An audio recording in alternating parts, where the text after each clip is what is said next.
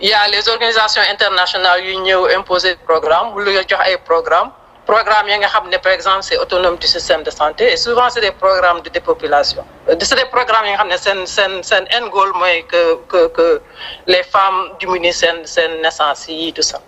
Tu me donneras ton avis sur par exemple le vaccin de Gavi et cetera yow da nga wax ne seen ay programme ñoom tubaab yooyu di ñëw di ñu wax waxi santé c'est souvent pour dépeupler.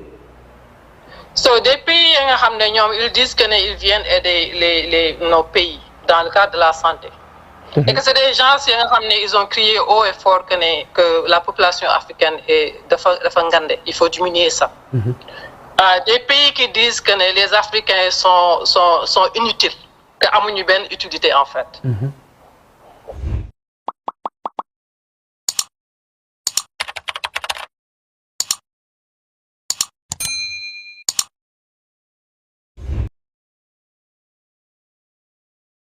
yaay dafa mel ni gars yi déggaguñ la yaay Fatou maa ngi laa nuyu bu baax noo def. maa ngi ci jàmm merci. ba a ngi ci jàmm aw. maa ngi ci jàmm. waaw maa ngi ci jàmm alhamdulilah. yaay Fatou Sarr professeur d'université en santé et développement durable fële ca États-Unis yaa ngi nekk ci état bu ñoo wax Louisiane.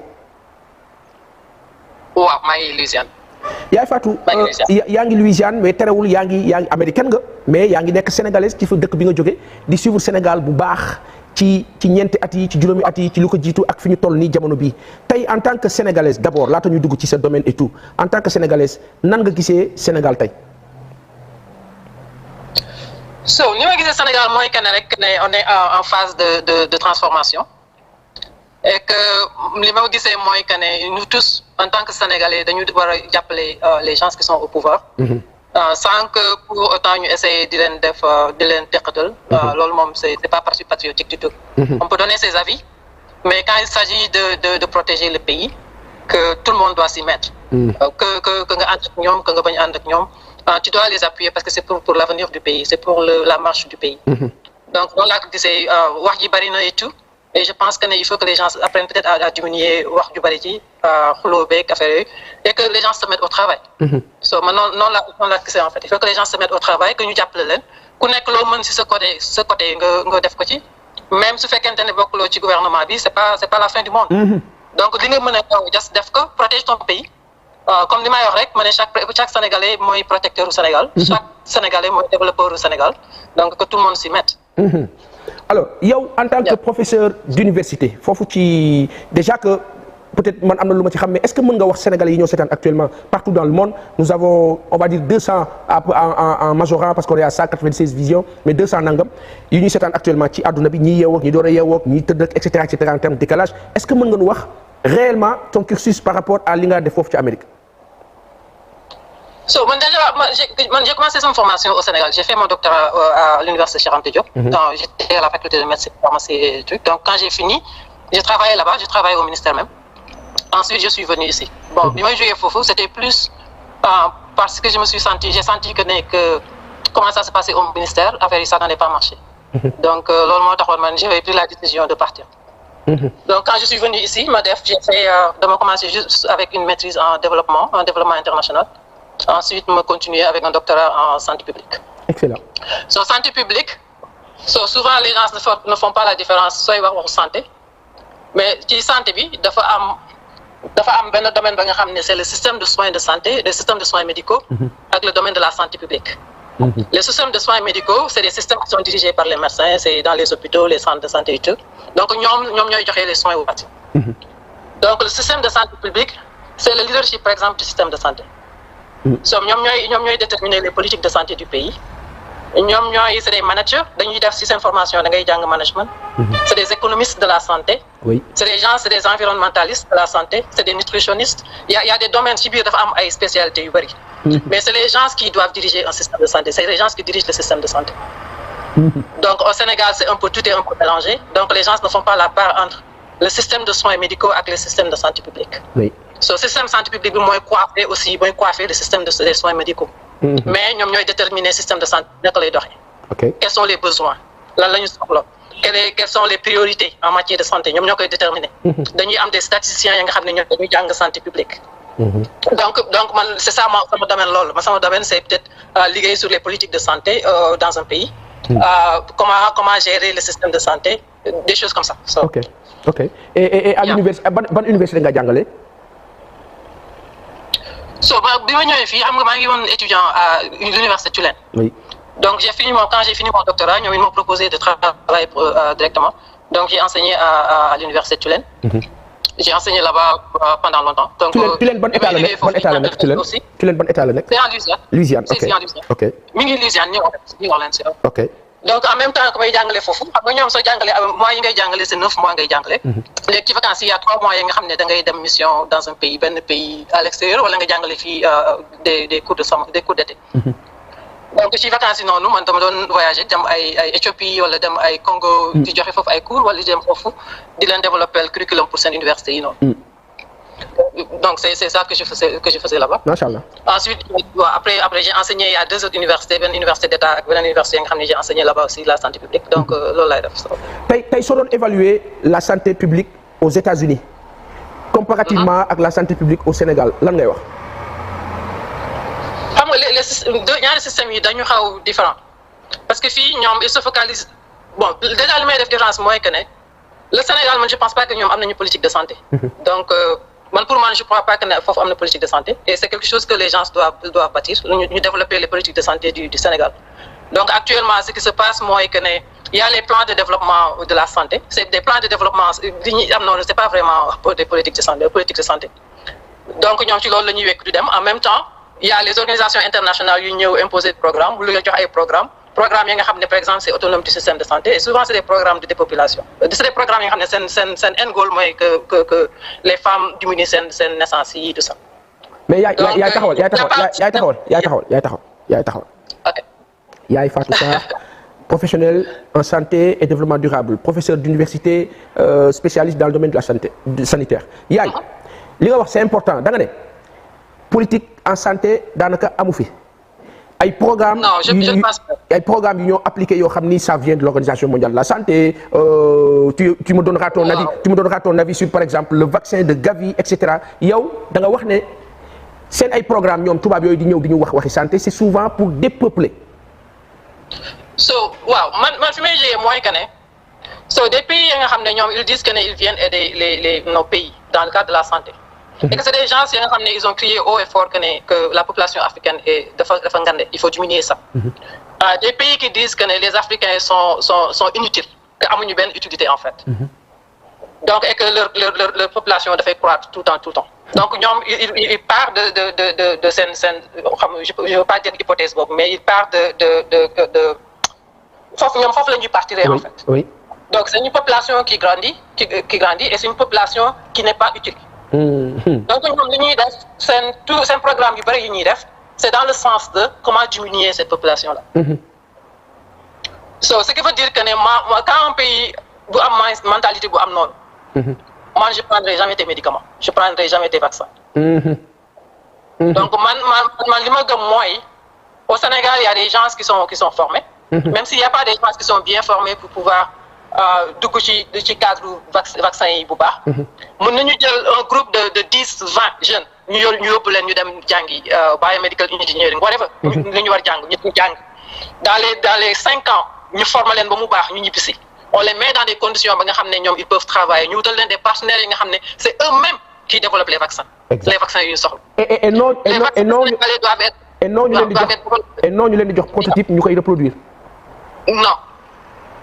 Parce que ñoom ils savent pas ce qu'il y a dans ces prototypes là. que bul gëm jamais li la tubaab bi wax ne lii moo ci nekk. Parce que ñoom même fii dans le pays là ñoom dañuy fen seen population bi. Wallahi. ñoom dañuy fen seen population su fekkee seen population yi la ñu mën fen ce qui veut dire que ne ñoom suñu ñëwee foofu d'autant plus que ñoom ils nous considèrent comme dépotoir wala ñu considèrent que des gens yi nga xam ne on est inutile donc li ñuy jox rien ne leur dit que ne li ñuy jox baax na. Exact. Donc en plus de ça donc les conventions yu ñuy signé. Bon fii ñoom ils ont dafay am ay formation des cours de formation yi nga xam ne dañ lay jàngal critical thinking. So critical thinking li mu lay jàngal mooy que ne man soo ma joxee document convention par exemple su ma ko liiree benn yoon am na benn sens am na benn meaning benn lu muy signifier. su ma ko soogee lire su ma demee lire que deuxième fois damay gis lan moo nekk ci ginnaaw. Damay gis sens ba nga xam ne ñoom dévoilé wuñ ko en fait. Exact. donc ñun suñu leadership en santé il faut que ñu am cette capacité de lire les conventions là correctement. de lire documents yi ñu leen di jox ñu koy lire correctement et puis ñu xam comprendre bu baax le pourquoi de ces financements là lan moo nekk derrière. oui. léegi yaay Fatou Sarr professeur d'université en santé et développement durable foofu ca Louisiane yaay adduna bi yëpp a ngi laa déglu maa ngi lire en simultané en instantané plutôt Badouba qui dit que ce serait bien de faire une analyse triangulaire entre États-Unis Sénégal mais aussi la France voilà c'est un sujet qui l'intéresse léegi Mohamed Diong qui pose une question que faut-il améliorer donc dans notre système de santé au Sénégal voilà Serigne Cheikh Niang moom mu ngi ci nan la ñu mën a nan la ñu lay jotee ñun te état bi war la mën a jot wala état bi ñoo lijjantiwul bon bref considération la mais li ma bëgg a expliquer yaay li ma bëgg nga wax ko Sénégalais yi ñoo déglu moo di ne le président Bassirou Diomaye Diakhar Faye demoon na France ci rencontre boo xam ni Gavi moo ko woote woon déjà yow il faut nga wax nu lan nga xam ci Gavi ak est-ce que vaccin boobu ñu ñuy jéem a buux baaxoon na ak ban observation nga am ci coronavirus nan nga ko dundee foofu ci États-Unis ak ban xalaat nga ci am ak ban gis-gis ak ban xam-xam. so man li ma mën a wax mooy que ne comme xaw ma vaccin yi la moo ci nekk exactement. en fait je peux pas dire est-ce que baax na wala baaxul mais man j'ai pas confiance en eux aw ma confiance ci ñoom en fait. lu tax amoo confiance ci ñoom. aw ma confiance parce que dama leen di dégg ñuy wax par rapport ak Afrique. seen position ak Afrique moo tax j'ai pas confiance à dara programme bi ñu yóbbu pas confiance en ça. am na seen document yi nga xam ne su ma ko lire man je peux voir lan moo nekk derrière je peux voir ce qu'il y a idée bi nekk derrière noonu. donc parfois peut-être c'est des produits qu'ils ont développés qu'ils peuvent pas écouler ici aux États-Unis produit bi am na défaut léegi ñoom il faut ñu dem def ko yóbbu ko Afrique les gens là utiliser ko. mais c'est grave. donc il y a benn moment je te parlais de médicaments là opioïdes. bi ñu utiliser dans le traitement cancer. c'est pour peut-être wàññi les douleurs là. opioïdes fii dafa dévaster des familles américaines. famille mais c'était plus la population blanche. dañu dem ba wax ko di ko wooyee épidémie de l'opioïde. actuellement la population blanche ou noire. blanche surtout la population blanche. ok waaw donc ñoom la dévaster le plus. donc ba ñoom ñu commencé def ay programme pour combattre ça daf leen doon yàq complètement dañuy nekk ay drogués di dox ci mbedd bi di daanu des trucs comme ça. ok donc le médicament là c'est actuellement utilisé au Sénégal. ah bon. dans le cadre du traitement du cancer. loolu sunu médecins yi xam nañ ko. bon je sais pas ndax xam nañu que ne amoon na une épidémie ici par rapport à ce médicament là je sais pas ndax xam nañ ko ou pas. mais médicament boo xam ni baaxul foofu ca États-Unis mu faat ay nit yu bëri ñu kaa utiliser fii. c'était une épidémie ici ñoom da nga ko doon wax épidémie de l'opioïde donc ñoom médicament boobu bu fekkee dañ ko defar ba pare et que mënuñu ko écouler fii dañuy essayer écouler ko ci yeneen pays yi noonu. et l'Afrique mooy le terrain le plus propice parce que les gens ne recherchent pas soo jotee produit da ngay def recherche nga xool produit boobu est-ce que dañ ko tere ci benn pays est-ce que tere wuñ ko yenn pays lan moo ci nekk quelles sont les conséquences di ci suñ koy consommer il faut que ñun suñ personnel de santé yi ñu commencer di def su ne ni les produits ñoom ñu def recherche sur ces produits là. c'est incroyable mais léegi tey yaay Fatou yaay li nga ma expliquer nii yëpp est-ce que mën nga ma wax coronavirus ban avis nga ci am ensuite vaccin bii ñuy wax ni Gavi wax nga ma ne que wóolu leen et cetera tey jii nii soo doon conseil président de la République Bassirou Diomaye Diakhar Faye ci domaine boobu lan nga kaa wax. xam nga ak Covid ak vaccin bi li ñuy def fii rek moom la ñuy def ci yeneen pays yi. so c'est des gens nga xam ne they don't care ak la vie. they don't care dëgg la. ñoom l'intérêt c'est le capitalisme ñoom ils veulent de l'argent loolu moo leen intéressé en fait. la vie des personnes c'est pas le problème. Yes. donc ñun noonu la ñu différencier ak ñoom ñun dañu fonk la vie humaine. ñoom c'est pas le problème. suñu si am xaalis c'est pas le problème. donc ñoom li ñuy def mooy par exemple ma jox la exemple soo demee ci supermarché di jënd lekk. donc ñoom duñu tere ñiy defar lekk yi duñu leen tere par exemple ñu def ci ay produits chimiques yu bon wala dara. mais dañ leen di wax que ne bépp produit bu nekk ci lekk bi da nga koy lister dafay nekk ci étiquette produit bi noonu aliment bi. léegi ñoom seen mental mooy que ne c'est la responsabilité de l'acheteur. Exact. de lire ce qu'il y a sur l'étiquette. Exact. pour xam ndax lii c'est bon à sa consommation ou pas yow su fekkee da nga dem xamuloo nga jënd ko ñoom seen yoon nekku si parce que bind nañ ko ci étiquette. c'est incroyable. c'est cette mentalité du mentalité sénégalaise. parce que fii suñu hypermarché yi boo duggee peut-être man mës naa ànd ak sama doom hypermarché ñu dugg. ma jël produit man mi supposé xam lan moo ne ci produit bi ma jël ko. ma fille a pris le produit elle a lu c'est elle qui me dit non papa ne prends pas bu ko jël. ma ne ko lan la. c'est-à-dire dafa ma wax loo xam dama yéem ma ne ko comment tu nan nga def ba xam ko mu ne mais t'as pas lu parce que peut-être parce que parfois problème culturel la voilà wala doo ko tal wala et cetera alors que te loolu imaginer ñaata sénégalais ñooy consommer lu baaxul 24 heures sur 24 day by day te voilà mu ngi noonu lor quoi. waaw même ici au Sénégal y a des Sénégalais qui vivent ici dañuy dem ci supermarché ils lisent pas les étiquettes donc ñoom dañuy consommer rek ils consomment. alors que normalement yow miy defar produit bi yaa war a éviter def ci loolu. non loolu loi bi waxul loolu loi bi daf leen wax que ne lépp lu ngeen def ci produit bi na nekk ci étiquette bi donc c'est la responsabilité de l'acheteur de lire ce qu'il y a sur l'étiquette.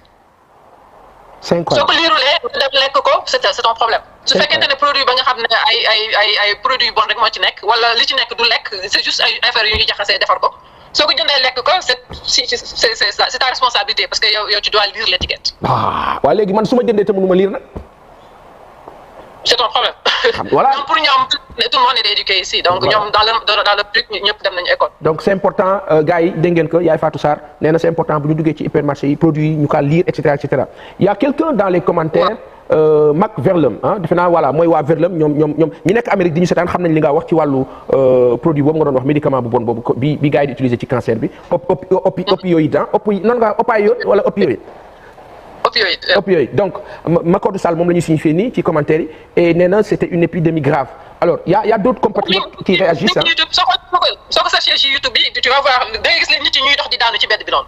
c'était plus la population blanche moom la gënoon laal. alors ñi ñuy seetaan actuellement ñoom ñëpp Babacar Ba Mouhamed Diong Badou Ba Barka Saliou ñoom ñëpp ak sëñ Cheikh Niang voilà tout le monde est sur la même ligne que bi nga nekk alors li ma bëgg a laaj la aussi Dieyna ba si idem li ma la bëgg a laaj aussi moo di ne tey wax nga ne amuñu politique sanitaire tey soo doon conseiller président de la République ci wàllu santé par rapport à cette politique fan la war a tàmbalee ak ci lan la war a tegu.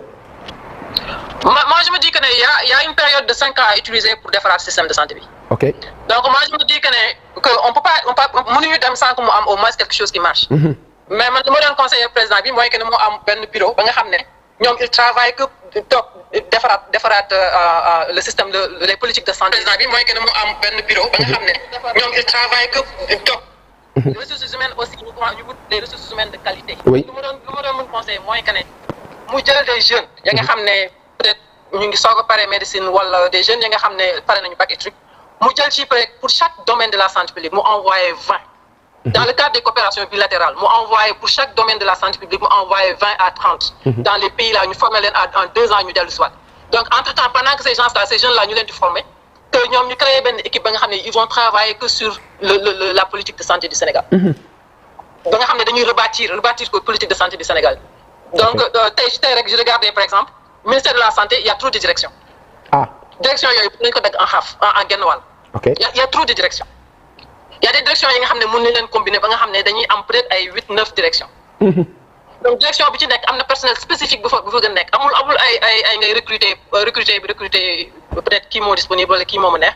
mais dafa am ay positions spécifiques yi nga xam ne ñoo war nekk ci direction yooyu. donc direction yooyu man j'ai travaillé dessus j'ai fait la recherche j'ai travaillé dessus.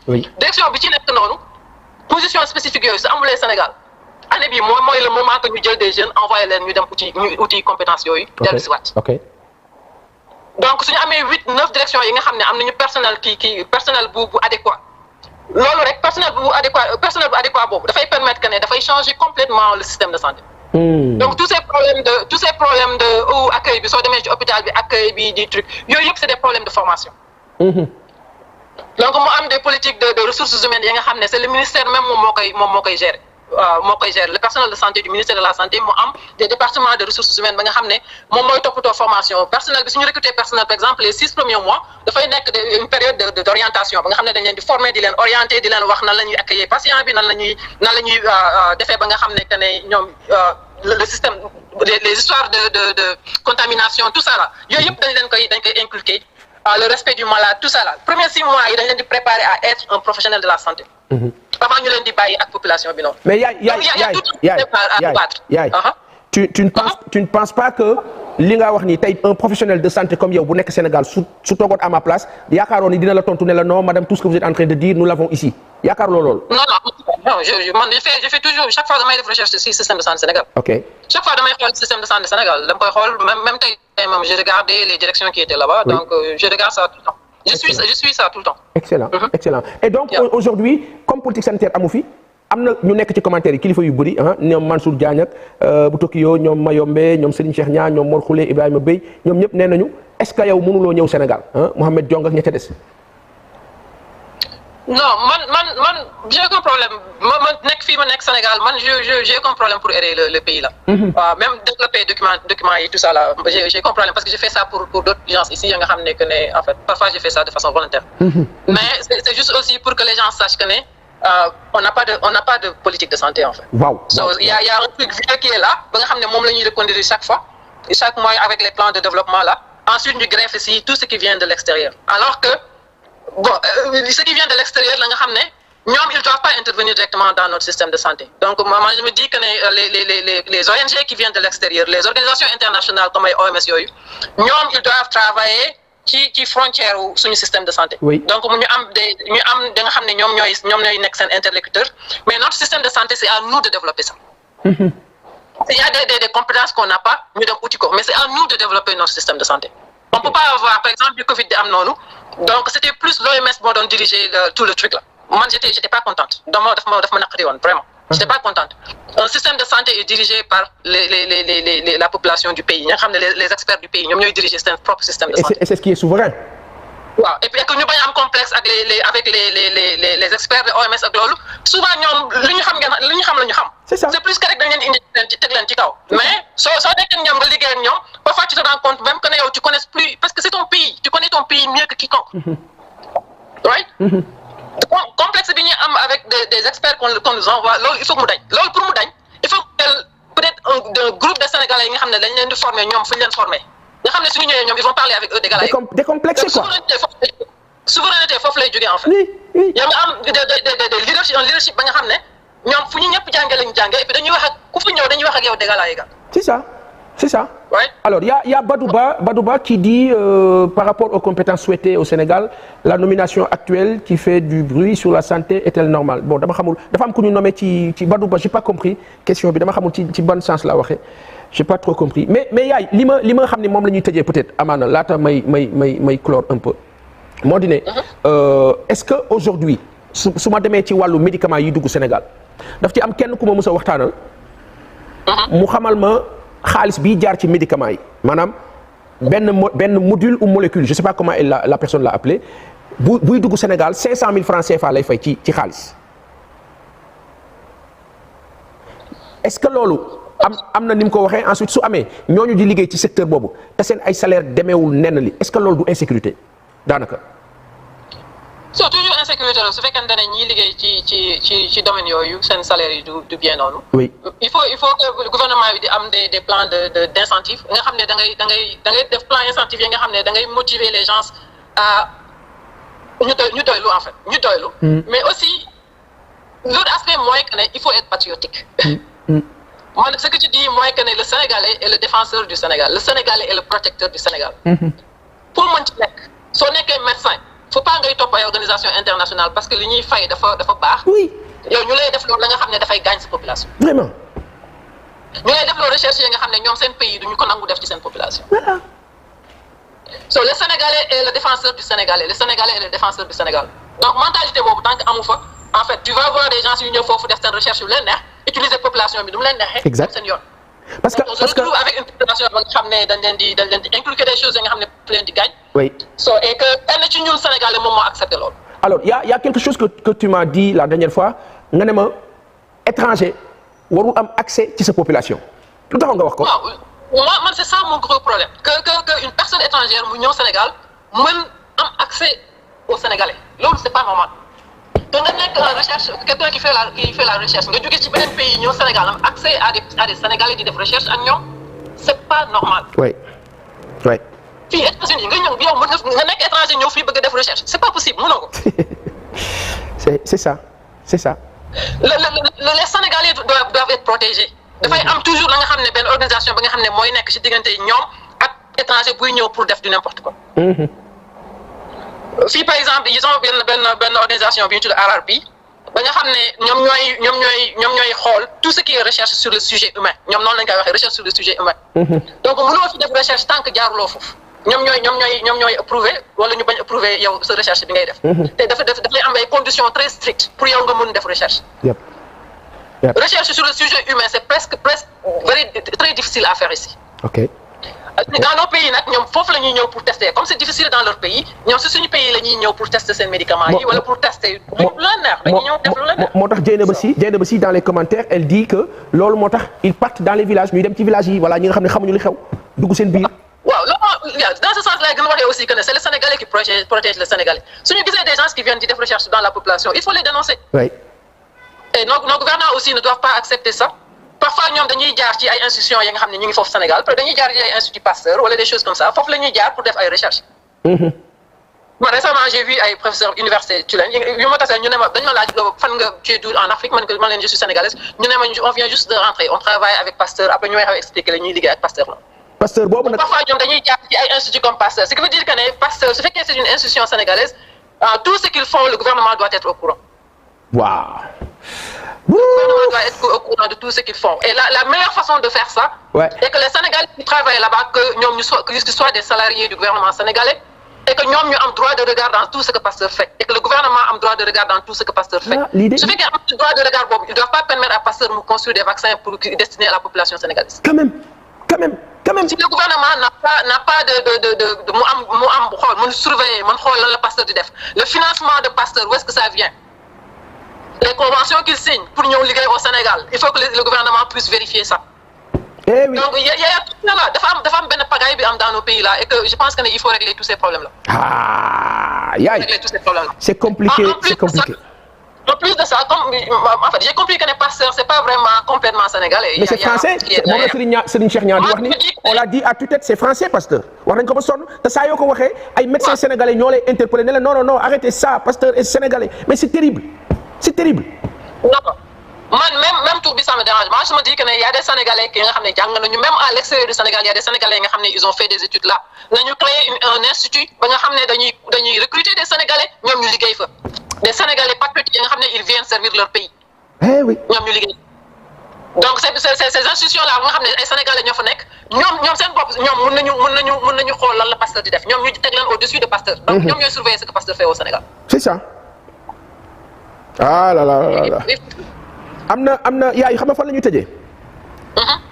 Je sais pas si yëg nga un communiqué bu ñu Badou Ba envoyé le bureau exécutif national du SAMES rejette avec extrême fermeté les récents actes de nomination effectués par le ministre de la Santé et de l'Action sociale monsieur Ibrahima Sy au détriment du corps des médecins pharmaciens et chirurgiens dentistes. Oui mooy coow loolu nga xam ni il rappelle au ministre en charge de la santé que le fait de mettre un agent économiste bu ñu nommé à la tête d'une division technique de lutte contre le sida constitue une insulte grave à la tête à la communauté scientifique etc. Loolu yëg nga ko nomination boobu. Non, qui nous nomme direction sida, c'est pas lui, c'est quelqu'un d'autre. Ah ñoom dañu nee na je veux dire ñu ngi waxi que kooku ñu nommé économiste la ce n'est pas un spécialiste en santé. Non, santé xam nga santé. Santé publique, le ministère de santé c'est la santé publique. Oui. Santé publique c'est différent du système médical des soins. OK. Je pense que nit ci différence boobu lañ dul def. Léegi maintenant la santé publique, tu peux avoir des économistes là-bas. Tu peux avoir des gens qui nga xam ne c'est leur spécialité c'est l'environnement. Tu peux avoir des gens qui nga xam ne c'est des managers, des gestionnaires lañu. Le système de santé publique c'est un système de gestion. C'est un système de management. C'est le système qui doit manager tout le système de santé du Sénégal. Okay. Donc il y a une spécialité en santé publique qui s'appelle économie de la santé. Donc soo nekkee économiste tu peux mën na liggéey foofu su fekkee ne économiste la. OK leer na leer na dans la santé publique yow mën nga def spécialité en économie de la santé. Ah ça c'est clair yaay sant na ma la. gërëm na ma la daanu waxtaanaat yow moom chaque jour danaa ma la wax loo bu soobee yàlla Serigne Cheikh Niang mu ngi naan Baye Assane julli jot na mais dese na ma benn nit boo xam ne sax je lui prendrai quelques minutes laata ñuy daw def ñaari rakk fajar yeeg ñaari rakk suba yi kontaan na ma si yow. ma rappelé ne yaay Fatou Sarr lañ doon waxal di professeur d'université en santé et développement durable nekk borom xam-xam bu nekk fële ca Louisiane ca États-Unis yaay jërëjëf. No problem merci. Thanks so much. Merci. Thanks. Gis ngeen ko gars yi il est 5h35 waxtu bi daanaka jot na oui ñaari rakk fajar yeeg ñaari rakk suba yi waaye am na koo xam ne faw ma tëjee ak moom loolu suñu borom dañ ko kaa ñaan te am nañu yaakaar ne danañu ko nangul mu di Macodou Sall ndax moom suñu partenaire la te moo jiite entité bu mag bi compagnie bii ñoo wax Verlem Agro SA Macodou si aw la maa tëjee maa ngi laa woo nii ñu